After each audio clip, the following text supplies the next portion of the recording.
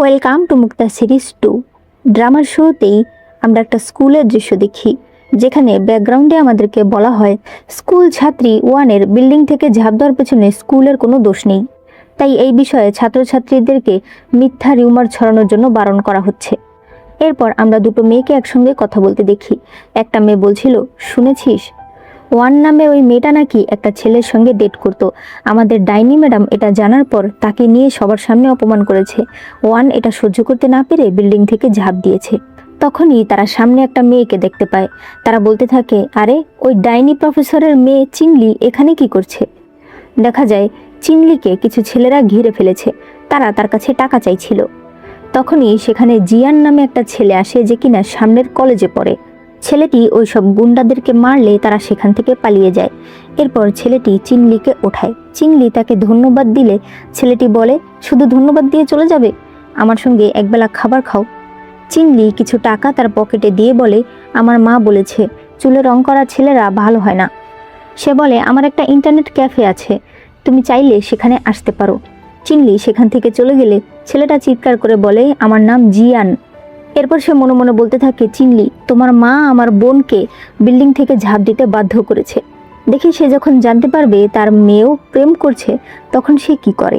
ওই সময় ওই গুন্ডা ছেলেগুলো তার কাছে আসে আর জিয়ান তাদেরকে কিছু টাকা দিয়ে দেয়, মানে সেই তাদেরকে ভাড়া করেছিল। চিংলি বাড়িতে আসলে তার মা তার সঙ্গে রাগ করতে শুরু করে। সে বলে, তোমার বাড়িতে আসতে এত দেরি হলো কেন? আমি তোমাকে কতদিন বলেছি ছুটি হওয়ার সাথে সাথে বাড়িতে চলে আসবে। মনে করো না যে তুমি খুব বড় হয়ে গেছো, এখন আমি আর তোমাকে শাসন করতে পারবো না। চিংলি তাকে বলে, মা, আমি ইচ্ছে করে দেরি করিনি, কিছু ছেলেরা আমাকে আটকে ফেলেছিল। তার মা বলে, এত মেয়ে থাকলে তোমাকে কেন আটকালো? নিশ্চয়ই তুমি স্কুলের খারাপ ছেলে মেয়েদের সঙ্গে মিশতে শুরু করেছো। তুমি মনে রাখবে, তুমি প্রফেসর মিংজুনের মেয়ে, তুমি আমার নাক কাটাতে পারবে না। ভালো রেজাল্ট করে ভালো কলেজে ভর্তি হবে, যাতে তোমার ভবিষ্যৎ ভালো হয়। আমি এই সব কিছু তোমার জন্যই তো করছি। চিংলি বলে, ঠিক আছে মা, আমি আমার ঘরে চলে যাচ্ছি। তার মা তখন টেবিলে পড়ে থাকা দুধ দেখিয়ে বলে, দুধ খেয়ে তারপর যাও।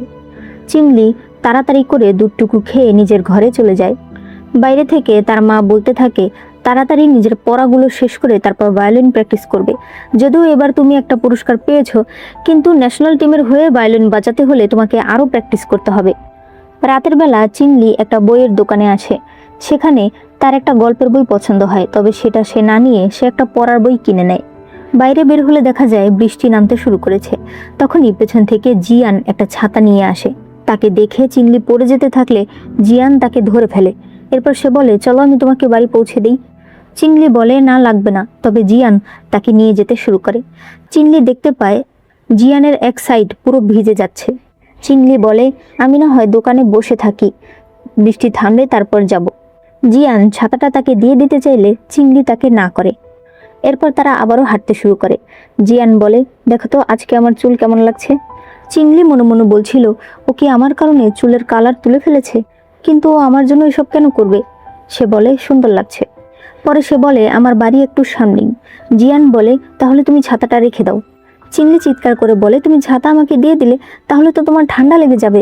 সে বলে, আমার কিছু হবে না, আমি ছেলে মানুষ, অনেক স্ট্রং। চিংলি চিৎকার করে বলে, আমার নাম চিংলি। জিয়ান মনে মনে বলছিল, আমি জানি, মিংজুনের মেয়ে, তোমাকে আমি ভুলবো কি করে। এরপর সে বাড়িতে আসে। তখন সে মনে করে তার বোনও অনেক সুন্দর করে ভায়োলিন বাজাতো। সে বলতে থাকে, ওয়ান, তুমি চিন্তা করো না, তোমার প্রতিশোধ আমি নেব। এরপর সে স্কুলের গ্রুপ চ্যাটে লিখে দেয়, প্রফেসর মিংজুনের বকাবকির কারণেই ওয়ান বিল্ডিং থেকে ঝাঁপ দিয়েছিল। সে বলতে থাকে, চিংলি, এবার দেখি তুমি কিভাবে স্কুলে থাকো। পরদিন চিংলি ক্লাসে গেলে দেখতে পায় তার ক্লাসের সকল ক্লাসমেটরা তার দিকে তাকিয়ে আছে। একজন তাকে ল্যাং মেরে ফেলে দেয়। সে নিজের ডেস্কে দেখতে পায় অনেক খারাপ কথা লিখে রেখেছে। একটা মেয়ে বলে, আমি কোনো খুনির মেয়ের সাথে বসবো না। একটা ছেলে বলে, ওয়ান ডেট করেছিল, তাতে তোমার মায়ের কি সমস্যা ছিল? ও ডেট করেছিল বলে ওকে মরতে হবে? একটা মেয়ে বলে, তাই তো, ওর মা যেমন, ও বড় হয়ে এমনই হবে।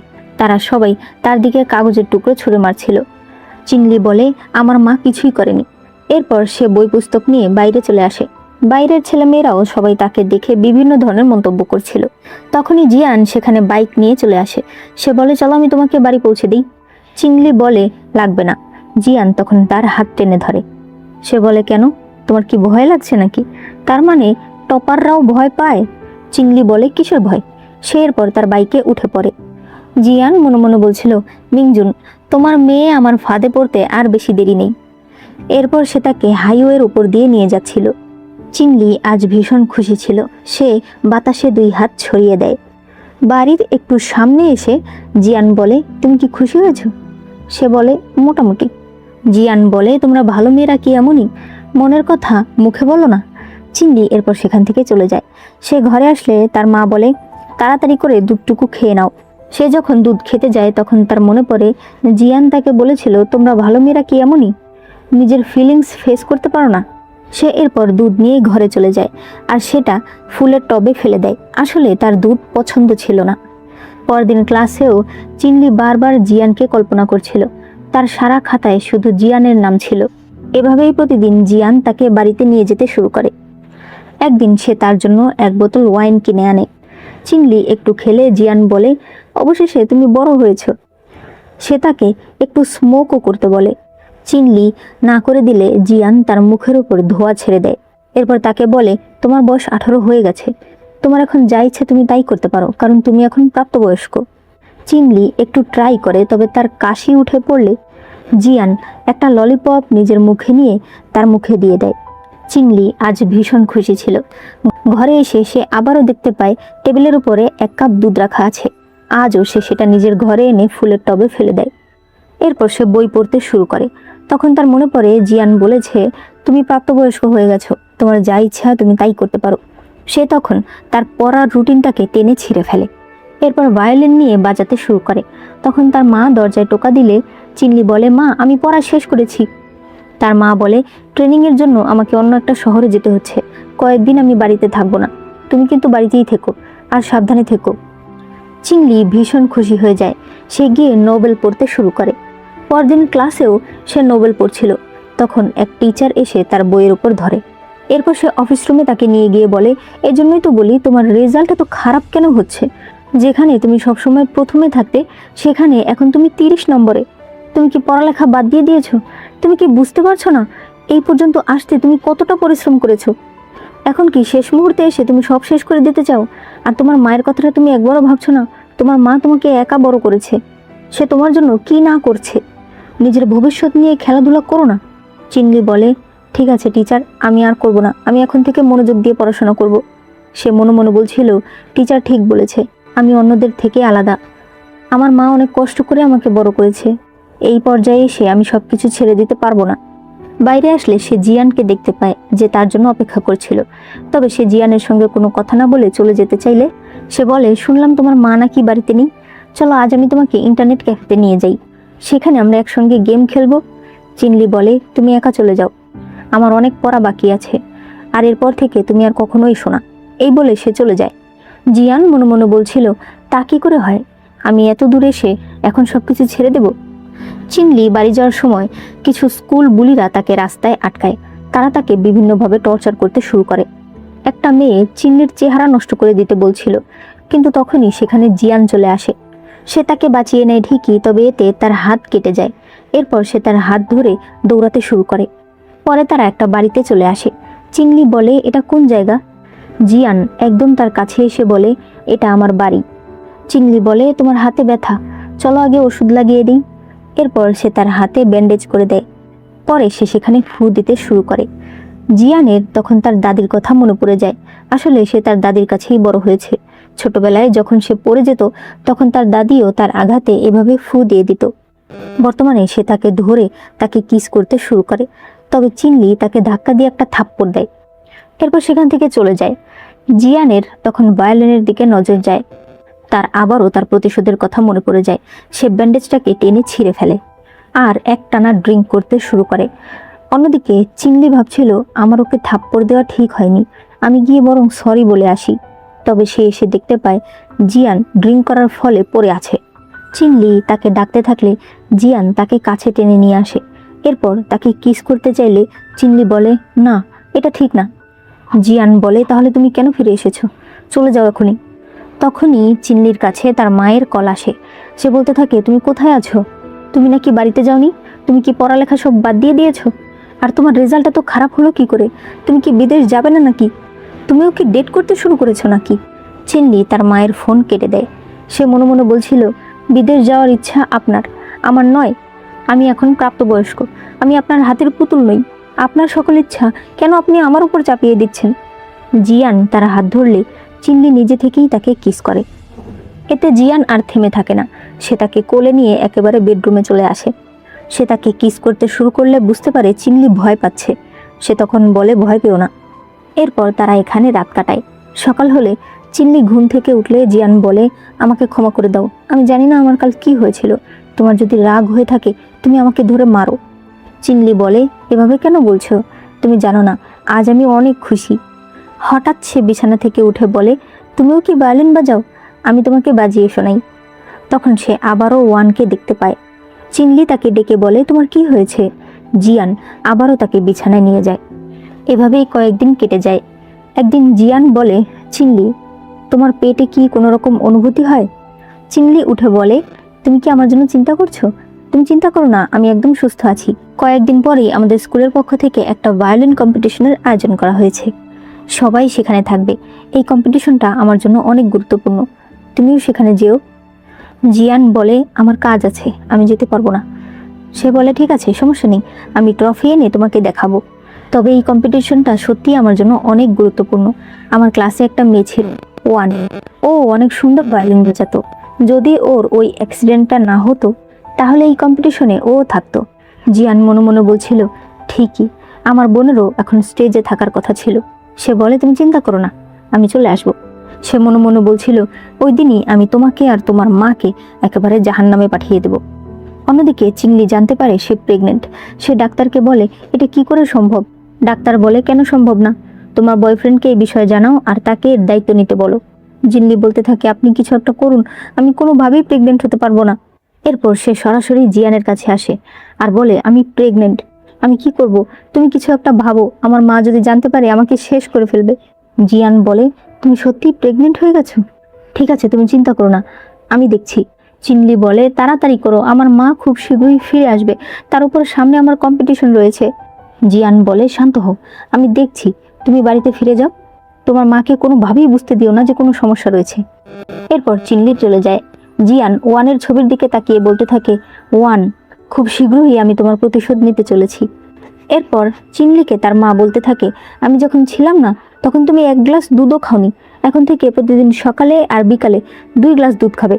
চিনলি দুধ খেতে গেলে তার বমি আসতে শুরু করে। তার মা বলে, তোমার কি হয়েছে? চলো এখনই হসপিটালে যাই।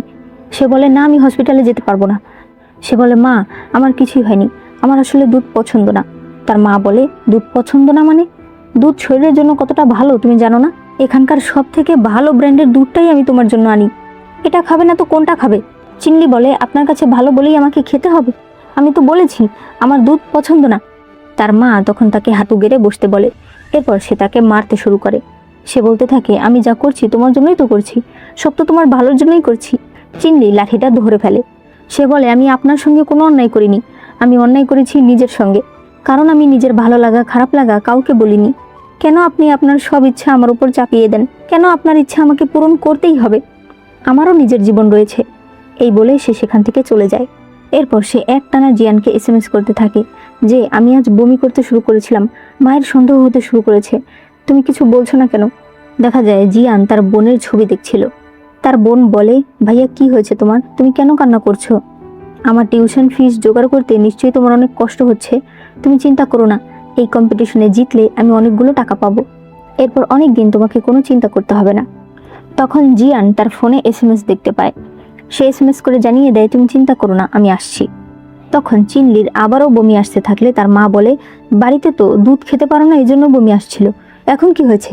তোমার আসলে কি হয়েছে আমাকে বলবে? চিনলি বলে, আপনাকে নাটক করতে হবে না, আপনার মনের মধ্যে শুধুমাত্র আপনার ছাত্ররা আর আপনার কাজ রয়েছে, আপনি কখনোই আমার কথা চিন্তা করেননি। তার মা বলে, আমি তোমার মা, তোমার শিক্ষক, আমার কথা তোমাকে শুনতেই হবে। চিনলি বলে, আপনি এখন কি চাইছেন? আপনার কারণে ওয়ান বিল্ডিং থেকে ঝাঁপ দিয়েছিল, এখন কি আপনি আমাকেও মেরে ফেলতে চাইছেন? তার মা তখন তাকে একটা থাপ্পড় মারে। সে বলে, তুমি এত বেয়াদব কবে হয়েছ? চিনলি বলে, আমি আপনার জন্য অনেক করেছি, আমি আপনার জন্য আর কিচ্ছু করব না। এরপর সে স্টেজে আসে। তার মাও নিচের সিটে এসে বসে পড়ে। ওয়ান মনে মনে ভাবছিল, জিয়ান কি সত্যিই আসবে না? তখনই সে দেখতে পায় জিয়ান এসেছে। সে অনেক বেশি খুশি ছিল। তবে দেখা যায় জিয়ান একেবারে স্টেজে এসে পড়েছে। চিনলি বলে, তুমি এখানে কি করছো? নেমে যাও। জিয়ান চিনলির মাকে বলে, আপনি তো ওয়ানকে অনেক বকাবকি করেছিলেন তাই না, কারণ সে ডেট করছে বলে। সে মাইক নিয়ে বলে, আপনাদের প্রফেসর মিংজুনের মেয়ে একজন গ্যাংস্টারের সঙ্গে ডেট করেছে। চিনলি তার হাত ধরে বলতে থাকে, দয়া করে আর বলো না। জিয়ান তাকে ধাক্কা দিয়ে বলে, শুধুমাত্র ডেট করছে না, তার বাচ্চার মা হতে চলেছে। এই কথা শুনে সবার মধ্যে অনেক হইচই পড়ে যায়। সবাই বলতে থাকে, এটা কি করে সম্ভব? চিনলি তো অনেক ভালো একটা মেয়ে। জিয়ান চিনলির কাছে এসে বলে, তুমি তোমার মাকে বলনি তুমি যে এখন খারাপ হয়ে গেছো? সে চিনলির মাকে বলে, এবার কি আপনি আপনার মেয়েকেও বিল্ডিং থেকে ঝাঁপ দিতে বাধ্য করবেন? চিনলির মা এসে তার কলার ধরে। সে বলে, তুমি কি করেছো আমার মেয়ের সাথে? আমার মেয়ে এরকম খারাপ হতেই পারে না, আমার মেয়ে অনেক বুদ্ধিমতী, সে সব কিছু বোঝে। চিনলির মা সেখানে অজ্ঞান হয়ে যায়। জিয়ান সেখান থেকে চলে যেতে থাকলে চিনলি বলে, তার মানে তুমি যা কিছু করেছো শুধুমাত্র আমার মায়ের উপর প্রতিশোধ নেওয়ার জন্য করেছো? সে বলে, গাধা, এটা তুমি মাত্র বুঝতে পেরেছো? চিনলি তার মায়ের কাছে যেতে চাইলে স্টেজ থেকে পড়ে যায়। সেখানকার পুরো জায়গা রক্তে ভরে যায়। চিনলি সেখানে অজ্ঞান হয়ে যায়। এরপর 5 বছর পরের সিন দেখানো হয়। আমরা জিয়ানকে দেখি যে কিনা এখন অনেক বড় কোম্পানির সিইও হয়েছে। তার কোম্পানির নাম ঝাও গ্রুপ। আজ সে একটা বারে এসেছে একজন লোককে শিক্ষা দিতে। সে ওই লোককে নিয়ে মারধর করতে বলে। এদিকে আমরা চিনলিকে দেখি যে কিনা স্মোক করতে করতে তার এক ওয়েটারকে জিজ্ঞেস করে যে ভেতরে কি হচ্ছে। সে বলে, ঝাও গ্রুপের প্রেসিডেন্ট এসেছে, সে মাত্রই বিদেশ থেকে এসেছে, তার এক প্রতিদ্বন্দ্বীকে সে শিক্ষা দেওয়ার জন্য এখানে নিয়ে এসেছে। চিনলি বলতে থাকে, মানে কি? বারে যদি একটা দুর্ঘটনা ঘটে যায় তাহলে তো বার বন্ধ হয়ে যাবে। সে এরপর ওয়াইন নিয়ে আসে ঝাও গ্রুপের প্রেসিডেন্টের সঙ্গে কথা বলার জন্য। তবে তখন সে জিয়ানকে দেখে অবাক হয়ে যায়, জিয়ানও তাকে দেখে অবাক হয়ে যায়। চিনলি তাকে না চেনার ভান করে হাসি মুখে সেখানে আসে। সে বলে, এত রাগ দেখালে চলবে? আমার ব্যবসা তো বন্ধ হয়ে যাবে। জিয়ান বলে, চিনলি তুমি এত বদলে গেছো কি করে? চিনলি বলে, আপনি ভুল করছেন, আপনি যাকে খুঁজছেন আমি সে নই। জিয়ান তাকে সোফায় শুইয়ে দিয়ে বলে, যার সঙ্গে আমি এক বিছানায় শুয়েছি তুমি ভাবছো আমি তাকে চিনতে পারবো না? চিনলি বলে, ও তার মানে আপনি আমাকে নিজের প্রেমিকা মনে করছেন? তাহলে বলুন তো, সে দেখতে বেশি সুন্দর ছিল না আমি? জিয়ান বলে, তুমি এরকম খারাপ কিভাবে হয়ে গেছো? সে বলে, আমি এত খারাপ কেন হয়েছি তুমি জানো না? জিয়ান বলে, ও ওই ঘটনার জন্য এখন কি তোমার মা শেখায় কিভাবে ছেলেদের পটাতে হয়? চিনলি তাকে একটা থাপ্পড় মারে। চিনলি বলে, আপনার যদি ভালো কিছু বলার না থাকে তাহলে আমি এখান থেকে আসছি। জিয়ান মনে মনে ভাবছিল, চিনলি এত বদলে গেল কি করে? তখন সে তার এক লোককে চিনলির ব্যাপারে খোঁজ করতে বলে। অন্যদিকে চিনলি বসে বসে মনে করছিল গত 5 বছরে সে কত কষ্ট করেছে। টাকার জন্য তাকে এই বারে আসতে হয়েছে। এখানকার একজন বড় গুন্ডার নাম হলো মিস্টার মান। সে চিনলিকে অনেক টাকা দিত, তবে বিনিময়ে চিনলিকে ড্রিঙ্ক করতে হতো। বর্তমানে মিস্টার মান চিনলির একজন ওয়েটারকে মারতে মারতে এখানে নিয়ে আসে। চিনলি বলে, মান ভাইয়া, আপনার রাগ এখনো কমেনি, আপনি আমার ওয়েটারদের উপরে কেন রাগ করছেন?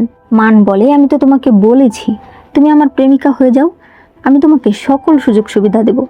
চিনলি বলে, আমাকে ফরচুন টেলার বলেছে আমি কাউকে বিয়ে করতে পারবো না, আমি যাকেই বিয়ে করব তার কপালে অনেক দুর্গতি আছে। মিস্টার মান যখন বাইরে বের হয় তখন সে সামনে জিয়ানকে দেখতে পায়। সে দৌড়ে জিয়ানের কাছে আসে। মিস্টার মান বলে, শুনলাম আপনি নাকি কয়েকদিন আগেই এখানে এসেছেন। আপনার যদি এই বারটা পছন্দ হয় তাহলে আমি এই বারটা আপনার কাছে বিক্রি করতে পারি। জিয়ান বলে, এই বার আপনার? সে বলে, অনেকটা আমারই, এর যে ম্যানেজার সে খুবই সুন্দরী, আমারই লোক। জিয়ান এরপর ভেতরে এসেই চিংলিকে কোলে তুলে সে একেবারে নিজের বাড়িতে তাকে নিয়ে আসে। চিংলি বলে, তুমি কি চাইছো? সে বলে, কেন, তুমি বারে কাজ করো, এগুলো তো তোমার কাছে নতুন কিছু নয় তাই না? এর বিনিময়ে আমি তোমাকে টাকা দেব। চিনলি কান্না শুরু করে আর তাকে গালাগাল করতে শুরু করে। জিয়ান বলে, এখন থেকে তুমি আর বারে যাবে না, বারে কোনো ভালো মানুষ যায় না, এখন থেকে তুমি এখানেই থাকবে। একটু পর জিয়ান বলতে থাকে, এই খাবারটা আমি বিদেশ থাকা অবস্থায় রান্না করতে শিখেছি, খেয়ে দেখো। চিনলি একটা কথাও বলে না। জিয়ান বলে, তোমার জামা একদমই ভালো লাগছে না তোমার গায়ে, আমি কাল তোমার জন্য অনেকগুলো ডিজাইনার পোশাক নিয়ে আসবো, তুমি তোমার পছন্দ মতো কয়েকটা রেখে দিও। চিনলি বলে, তোমার হয়েছে না, এবার আমাকে যেতে দাও। জিয়ান তাকে একটা কার্ড দিয়ে বলে, এর মধ্যে 10 মিলিয়ন টাকা রয়েছে, তোমার তো টাকা পছন্দ তাই না, আমার কাছে এখন অনেক টাকা রয়েছে, তোমার ওরকম বার আমি 10টা কিনতে পারবো। চিনলি বলে, তো তুমি আমাকে তোমার খাঁচায় বন্দি রাখতে চাও? সেটা আর হবে না। সে কাঠটা ছুঁড়ে ফেলে দেয়। জিয়ান বলে, তুমি বন্দি না থাকতে চাইলে আমরা আবার আগের মতোই থাকতে পারি। চিনলি বলে, আগের মতো? তুমি আমাকে এভাবে শেষ করে দিয়ে, আমার মা, আমাদের পুরো জীবনটা এভাবে শেষ করে দিয়ে তুমি আবার আগের মতো যেতে চাইছো? জিয়ান বলে, তুমি আবার তোমার মায়ের নাম তুলছো? তোমার মা যেটা করেছে তার ফল সে পেয়েছে। এখন থেকে তুমি এখানেই থাকবে, কোথাও যেতে পারবে না। এই বলে সে চলে যায়। এরপর মেইড এসে জিয়ানকে বলে, ম্যাডাম কোনো খাবারই খাচ্ছে না, দয়া করে আপনি গিয়ে তাকে একটু বোঝান। এভাবে খাবার না খেয়ে থাকলে তো সে অসুস্থ হয়ে পড়বে। জিয়ান খাবার নিয়ে চিনলির কাছে যায় আর বলে, খাবার খাচ্ছ না কেন? সে বলে, আমি কি করলে আমাকে এখান থেকে যেতে দেবে? জিয়ান তার শার্টের বাটন খুলে বলে, খাবার যেহেতু খাচ্ছ না, তাহলে চলো অন্য কিছু হোক। চিনলি কাঁটা চামচ নিজের গলায় ধরে বলে, তুমি যদি আমাকে যেতে না দাও, আমি এখানে নিজেকে শেষ করে ফেলবো। জিয়ান বলে, আমার সঙ্গে থাকতে তোমার এতই কষ্ট হচ্ছে? সে বলে, হ্যাঁ। জিয়ান বলে, ঠিক আছে, তাহলে চলে যাও, যত দূরে পারো তত দূরে চলে যাও।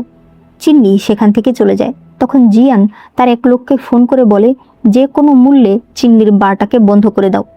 চিনলি বাইরে আসলে তার কাছে হসপিটাল থেকে ফোন আসে যে পেশেন্টের অবস্থা খুব খারাপ হয়ে গেছে, আপনি তাড়াতাড়ি চলে আসুন।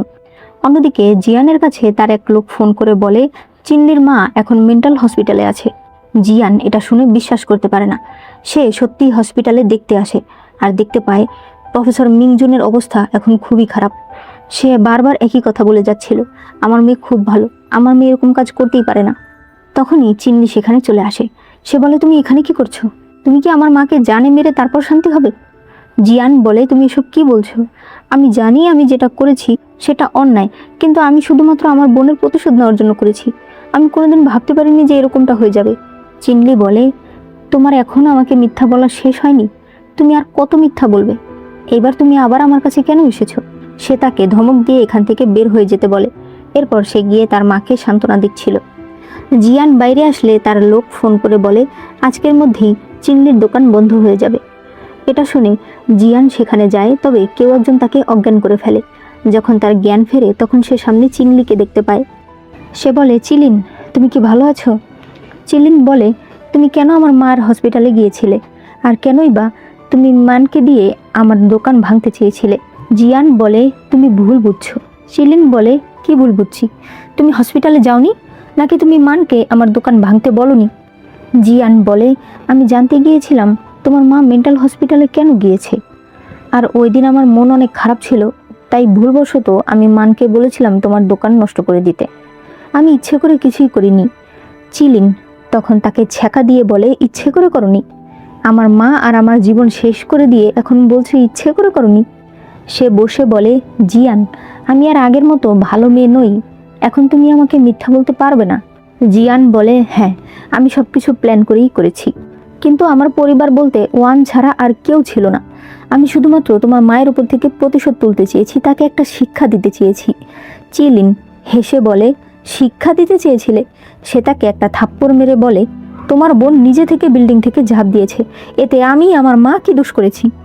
সে বলতে থাকে, চিনলি, আমার অন্যায় হয়েছে, তখন আমার বয়স কম ছিল, আমি এত বুঝিনি।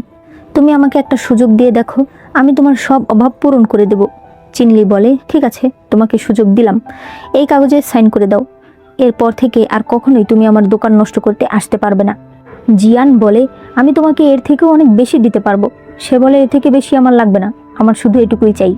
আর এরপর তুমি কখনোই আমি আর আমার মায়ের সামনে আসবে না। জিয়ান সেখানে সাইন করে দেয়। এরপর সেখান থেকে চলে আসে। পরে সে একটা অডিটোরিয়ামে বসেছিল। তার মনে হতে থাকে সামনে যেন চিনলি ভায়োলিন বাজাচ্ছে। সে মনে মনে বলতে থাকে, আমি যদি চিনলির জীবনটা নষ্ট না করতাম, তাহলে হয়তো ও এখন এভাবেই ভায়োলিন বাজাতো, হয়তো ও অনেক বিখ্যাত হতো, ওর জীবনটা অনেক সুন্দর হতো। এরপর সে তার বোনের ছবি বের করে বলে, আমার অনেক খারাপ লাগছে, আমার অনুশোচনা হচ্ছে, আমি শুধুই চিনলিকে আমার প্রতিশোধের মধ্যে টেনেছি, ওর তো কোনো দোষ ছিল না। সে বলতে থাকে, ঠিক আছে, এবার থেকে আমি ওর জীবন ভালো বানানোর চেষ্টা করব। এরপর দেখা যায় চিনলির মা আবারও বলছিল, আমার মেয়ে কোনো দোষ করেনি, তাকে কষ্ট দিও না। চিনলি তাকে জড়িয়ে ধরে। চিনলির মা বলতে থাকে, আমার জন্যই তোমার জীবনটা শেষ হয়ে গেছে। চিনলি বলে, না, তোমার কোনো দোষ নেই, আমার টাকা হলে আমি তোমাকে বিদেশ নিয়ে গিয়ে চিকিৎসা করব। এই কথা শুনে তার মা খুশি হয়ে যায়। এরপর চিনলি কাজে আসলে এক ওয়েটার তার জন্য ফুল নিয়ে আসে। চিনলি বলে, এটা কে পাঠিয়েছে? ওয়েটার বলে সে তো নাম বলেনি। চিনলি সেখানে থাকা চিঠি দেখে বুঝতে পারে এটা জিয়ান পাঠিয়েছে। সে সেগুলো নষ্ট করে ফেলে। এভাবেই চিনলির কাছে ফুল আসতে থাকে। চিনলি ফুল ফেলে দিতে বলে। এরপর জিয়ানের অ্যাসিস্ট্যান্ট বলছিল, হয়তো চিনলি ম্যাডামের ফুল পছন্দ না, আপনি দেখুন ওনার কি পছন্দ, সেগুলো ওনাকে পাঠান। জিয়ান বলে, খোঁজ নিয়ে দেখো তো কোনো নিলামে কোনো ভায়োলিন বিক্রি হচ্ছে নাকি, বিখ্যাত কোনো শিল্পীর ভায়োলিন পাওয়া যায় কিনা। যদি পাওয়া যায় একটা ভায়োলিন কিনে আনো, সেটা নিশ্চয়ই চিনলির পছন্দ হবে। এরপর চিনলির কাছে জিয়ানের কল আসে। সে বলে, যদি নিজের দোকান বাঁচাতে চাও তাহলে তাড়াতাড়ি আমার বাড়িতে চলে আসো। চিনলি বাড়িতে গেলে সেখানে একটা ভায়োলিন দেখতে পায়। জিয়ান বলে, আমি জানতাম তোমার এই জিনিসটা পছন্দ হবে, এজন্যই আমি এটা কিনে এনেছি। দোকানের কথা না বললে তুমি আসতে না। সে বলে, চিনলি আমি জানি আমি অন্যায় করেছি, ওই সব কিছুতে আমার তোমাকে টানা একদমই উচিত হয়নি। তোমার কোনো কাজে আমি বাধা হয়ে দাঁড়াবো না, তবে এই ভায়োলিনটা তুমি নাও, এটা আমি তোমার জন্যই উপহার হিসেবে নিয়ে এসেছি। চিনলি আবারও নিজের কষ্টের দিনগুলো মনে করে। একদিন সে বারে এসেছিল টাকা ইনকাম করার জন্য। তখন এক লোক জোর করে তাকে ড্রিঙ্ক করতে বলে, তবে সে না করে দিলে ওই লোক তাকে মাটিতে ফেলে তার পায়ে আঘাত করে পা ভেঙে ফেলে। বর্তমানে জিয়ান বলে, আমার উপহারটা নিয়ে নাও, এরপর আমরা আবার আগের মতোই থাকবো। চিনলি তাকে একটা থাপ্পড় মেরে বলে, এখন তোমার হুঁশ ফিরেছে, আমাদের মধ্যে কোনো কিছুই ঠিক হওয়া সম্ভব না। এই বলে সে চলে যায়। জিয়ান বলতে থাকে, কোনো দিনও না, আমি আবারও সব কিছু ঠিক করব, আবারও আমি তোমাকে আমার কাছে নিয়ে আসব। চিনলি কাজে আসতে থাকলে তার একজন অ্যাসিস্ট্যান্ট বলে, দোকানে আবারও প্রেসিডেন্ট ঝাও এসেছে এবং সে আমাদেরকে হুমকি দিয়েছে সে নাকি দোকান ভেঙে ফেলবে। চিনলি ভেতরে এসে জিয়ানের অ্যাসিস্ট্যান্টকে বলে, আপনার প্রেসিডেন্টের কি সমস্যা। তখনই জিয়ান বলে, রাগ করো না, আমি এখানে এসেছি শুধুমাত্র তোমাকে সরি বলতে। সে তার হাত ধরে টেনে ভেতরে নিয়ে যায়, যেখানে একটা ভায়োলিন সুন্দর করে সাজানো ছিল। দেখা যায় সেখানে একটা ভায়োলিন ছিল। জিয়ান বলে, এবার আমি তোমার ভায়োলিনটাই খুঁজে এনেছি, এটা তোমারই সেই আগের ভায়োলিন, তুমি একবার বাজিয়ে দেখো। চিনলি চলে যেতে চাইলে জিয়ান বলে, তুমি কেন বুঝতে পারছো না, এই জীবনটাই তোমার জন্য ভালো, তুমি নিজের মায়ের কথা একবার ভাবো, তোমার মা সবসময় চেয়েছে তুমি যেন একজন ভায়োলিন শিল্পী হও। চিনলিন বলে, তো এখন তুমি আমার মাকে নিয়ে আমাকে হুমকি দিচ্ছ। সে বলে, না আমি এটা বলিনি। চিনলিন বলে, ঠিক আছে আমি বাজাচ্ছি। এরপর চিনলি ভায়োলিন বাজাতে শুরু করে। তখন সে মনে করে তার হাত ভেঙে যাওয়ার পর সে এক ডাক্তারের কাছে গিয়েছিল। সে জিজ্ঞেস করে, ডাক্তার আমি কি আরও ভায়োলিন বাজাতে পারবো। ডাক্তার বলেছে, না, আপনি আর কখনোই ভায়োলিন বাজাবেন না, এতে আপনার হাত চিরতরে নষ্ট হয়ে যাবে। তখনই চিনলির হাত থেকে ভায়োলিন পড়ে যায় আর তার হাত থেকে গড়গড়িয়ে রক্ত পড়তে শুরু করে। জিয়ান এসব দেখে ভয় পেয়ে যায়। চিনলি বলে, জিয়ান আমি আর কোনোদিন ভায়োলিন বাজাতে পারবো না। ভায়োলিনের তার ছিঁড়ে গেলে সেটা ঠিক করা যায়, কিন্তু আমার হাত আর ঠিক করা সম্ভব না। জিয়ান বলে, অবশ্যই সম্ভব, চলো আমি তোমাকে অনেক বড় ডাক্তারের কাছে নিয়ে যাই। এরপর তারা ডাক্তারের কাছে আসে, তবে ডাক্তার বলে ওনার হাতের যে অবস্থা সেটা ঠিক করা খুব কষ্ট। সে একটা কার্ড দিয়ে বলে, যদি পারেন তাহলে এই ডাক্তারের কাছে যেতে পারেন, উনি বিদেশে থাকে। জিয়ান বলে, চলো আমি এখনই তোমাকে নিয়ে ওই ডাক্তারের কাছে যাই।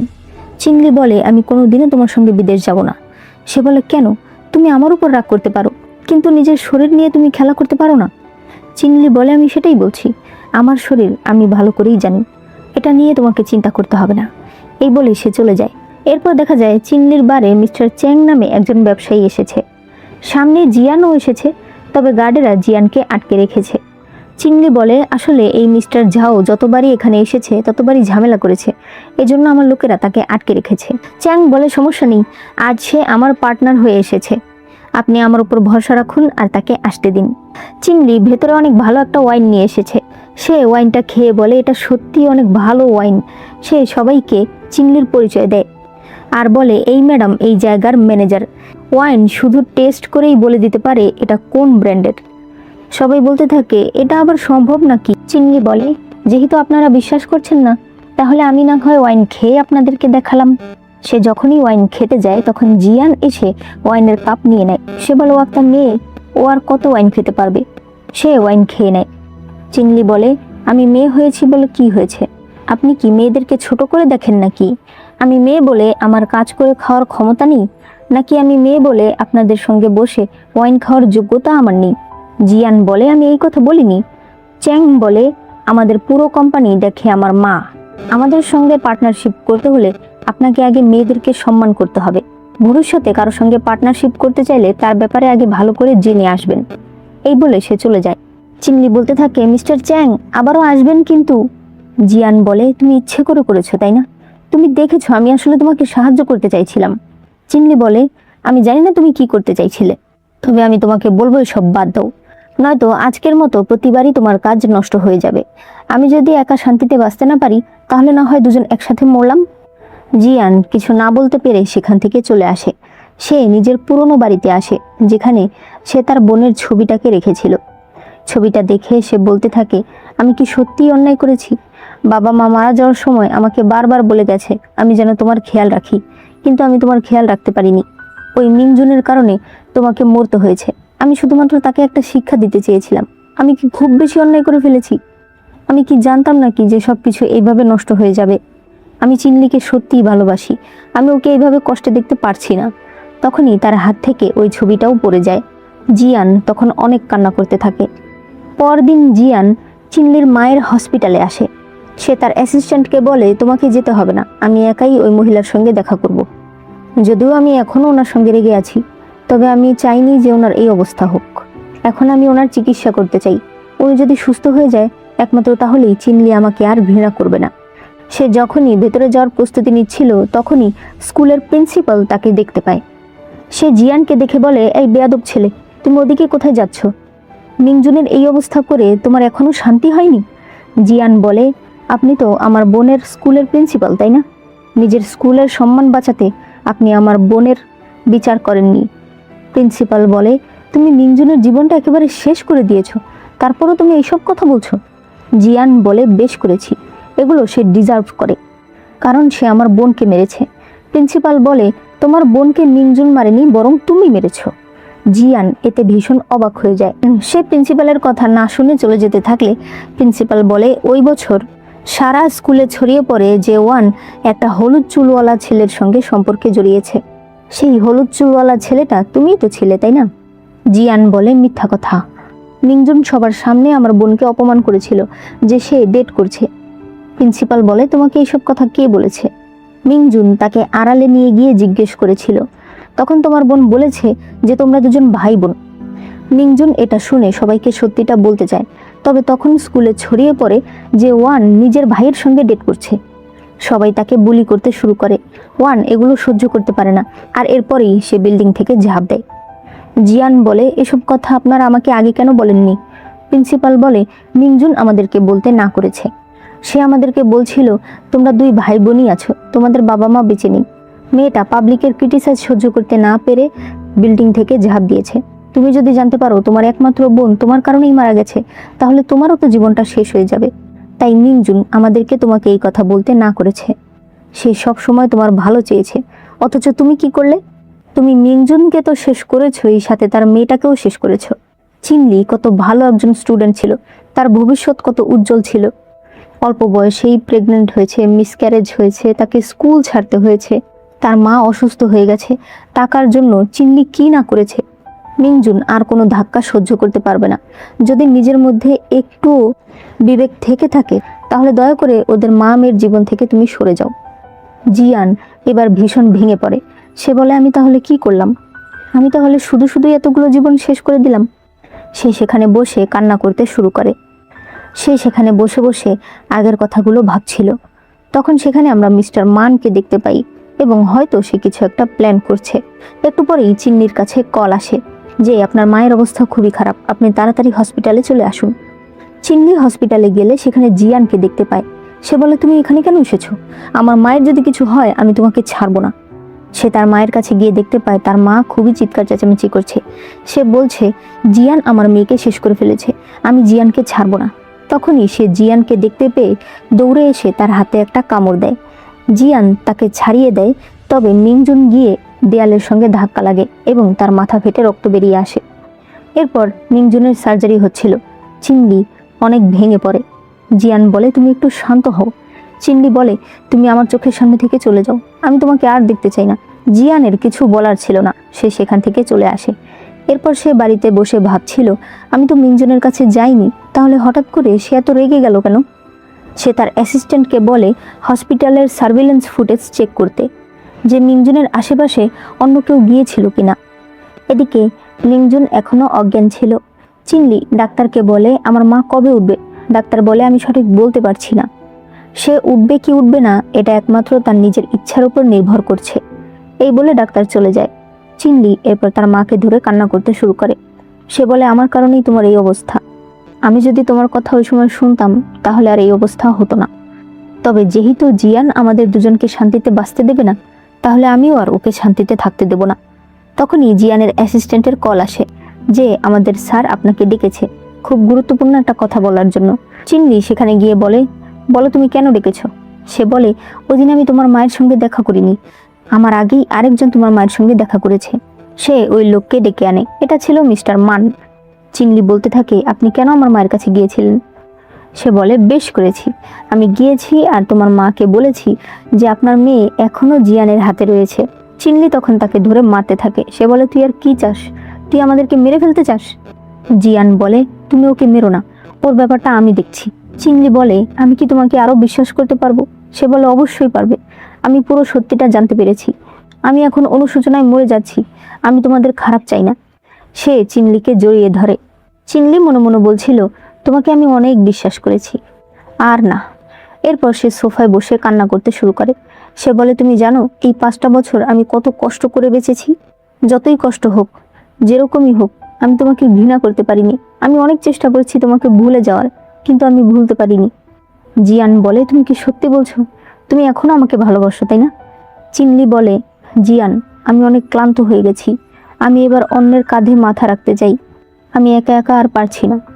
জিয়ান তাকে জড়িয়ে ধরে বলে, অবশ্যই, তোমাকে আর একা একা কিছুই করতে হবে না, আমি আছি তোমার সাথে, আমার যা কিছু আমি সব তোমাকে লিখে দেব। এরপরেই সে তার অ্যাসিস্ট্যান্টকে বলে তার কোম্পানির সকল কাগজপত্র চিনলিকে দিয়ে দেয়। চিনলি মনে মনে বলছিল, তোমার কোম্পানিতে একটা না একটা দোষ তো আমি অবশ্যই খুঁজে পাবো, না পেলে তৈরি করব, কিন্তু তোমাকে আমি শেষ করে ছাড়বো। এরপরে একটা পার্টি দেখানো হয় যেখানে চিনলি, জিয়ান সবাই এসেছে। আসলে এটা ছিল জিয়ান আর চিনলির এঙ্গেজমেন্ট পার্টি। সেখানে জিয়ান আর চিনলির উদ্দেশ্যে কিছু ভিডিও প্লে করা হয়, কিন্তু সেই ভিডিও ছিল জিয়ান তার প্রতিদ্বন্দ্বীদেরকে কিভাবে ধমকাচ্ছে তার ভিডিও। উপস্থাপক বলে, হয়তো কেউ ভুল করে এই ভিডিও চালিয়ে দিয়েছে, আমি গিয়ে দেখে আসছি। তবে চিনলি বলে, কোনো ভুল হয়নি, এগুলো সব সত্যি। আপনারা যাকে দেখছেন সেটা আমার পাশে দাঁড়িয়ে থাকা মিস্টার জাও জিয়ান। সে খুবই অল্প বয়সে বড় একটা কোম্পানির প্রেসিডেন্ট হয়ে গেছে, এই কারণেই সবার চোখে সে একটি অনুপ্রেরণা। তবে আপনারা কেউ তার এই সুন্দর চেহারার পেছনের কাহিনী জানেনই না। সে এত সহজে এত উপর উঠতে পেরেছে নিজের প্রতিদ্বন্দ্বীদের সঙ্গে কম্পিটিশন করে নয়, বরং তাদেরকে রাস্তা থেকে একেবারে সরিয়ে দিয়ে। তার কাজ সবসময় এমন, সে সবসময় পেছন থেকে আঘাত করে। এরকম বহু প্রমাণ আমার কাছে আছে। এছাড়াও আমি তার কোম্পানিতে কিছু দোষ খুঁজে পেয়েছি, যেখানে সে কিছু ইলিগাল মালামালের সাপ্লাই করে। একজন বলতে থাকে, আমি অনেক আগেই শুনেছিলাম এই লোক নাকি একটা গ্যাংস্টার, আমি বিশ্বাস করিনি, এখন দেখছি সত্যি। অন্যরা বলতে থাকে, এরকম সন্ত্রাস কোনোদিনও আমাদের অনুপ্রেরণা হতে পারে না। এভাবেই সবাই তাকে নিয়ে নানা মন্তব্য করছিল। চিনলি বলে, জিয়ান, হঠাৎ করে আসমান থেকে নিচে পড়ে গিয়ে কেমন লাগছে? জিয়ান বলে, তার মানে তুমি আমার কাছে ফিরে এসেছিলে শুধুমাত্র প্রতিশোধ নিতে? সে বলে, নয়তো, তুমি ভেবেছো আমি তোমাকে ভালোবাসি এই জন্য ফিরে এসেছি? এই সিনগুলো তোমার কাছে পরিচিত মনে হচ্ছে না? তোমার প্রতিশোধ নেওয়ার এই টেকনিকটা আসলেই খুব ভালো, আমার খুবই শান্তি লাগছে। তখনই তারা পুলিশের সাইরেন শুনতে পায়। জিয়ান বলে, তুমি কি করেছো? আমাকে অপমান তো করেছো, এটা যথেষ্ট নয়। চিনলি বলে, একদমই যথেষ্ট নয়, আমি চাই তুমি এর জন্য শাস্তি পাও। জিয়ান বলে, ঠিক আছে, তুমি যাতে খুশি আমিও তাতে খুশি। তখনই সেখানে পুলিশ চলে আসে, তারা জিয়ানকে অ্যারেস্ট করে। চিনলি চলে যেতে থাকলে জিয়ান বলে, এই কয়দিনে তুমি কি একবারও আমাকে ভালোবাসোনি? চিনলি বলে, একবারও না। এই বলে সে চলে যায়। এরপর দেখা যায় চিনলির মায়ের এখন জ্ঞান ফিরেছে। তখন জিয়ানের অ্যাসিস্ট্যান্ট সেখানে আসে। সে বলতে থাকে, ম্যাডাম, আমাদের কোম্পানি ব্যাংক্রাফট হয়ে গেছে, আমাদের প্রেসিডেন্টের পার্সোনাল যে সকল অ্যাসেট ছিল সেগুলো সে সব আপনার নামে লিখে দিয়েছে, আরও এই ভায়োলিনটাও সে আপনাকে দিয়েছে। জিয়ান বলে, প্রেসিডেন্ট বলেছে এসব দিয়ে আপনি যেন নিজের আর আপনার মায়ের চিকিৎসা করেন।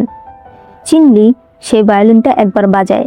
চিনলি বলে, আপনার প্রেসিডেন্টকে বলে দিন সে যেন কখনো আর আমার সামনে না আসে, সে আমার জীবনে না থাকলে আমি আরও ভালো থাকব। অ্যাসিস্ট্যান্ট এই কথা জিয়ানকে বলে। জিয়ান বলে, ভালোই হয়েছে, অন্তত ও এখন ভালো তো আছে। অ্যাসিস্ট্যান্ট বলে, প্রেসিডেন্ট, আপনি কেন আমাদের লিগ্যাল টিমের সঙ্গে কথা বলছেন না? চিনলি ম্যাডাম আপনার উপরে যে সকল আরোপ লাগিয়েছে সে সব কিছু মিথ্যা। আমরা চাইলেই সেগুলোর প্রমাণ জোগাড় করে আপনাকে বেল করিয়ে ছাড়িয়ে নিয়ে যেতে পারি। জিয়ান বলে, লাগবে না, আমি যে অন্যায় করেছি সেটা আমার মনে সারা জীবন থাকবে।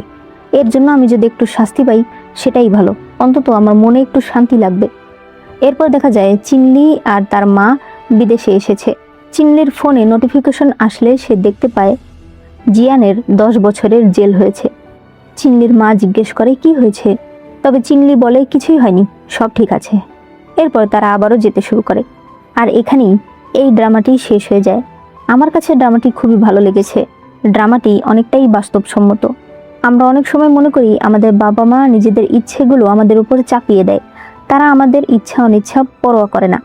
তবে সত্যি কথা হলো তারা আমাদের ভালোর জন্যই করে, তারা কখনোই আমাদের খারাপ চায় না। তো বলো, ড্রামাটি তোমাদের কাছে কেমন লেগেছে? ভালো লেগে থাকলে অবশ্যই একটা লাইক করে দিও।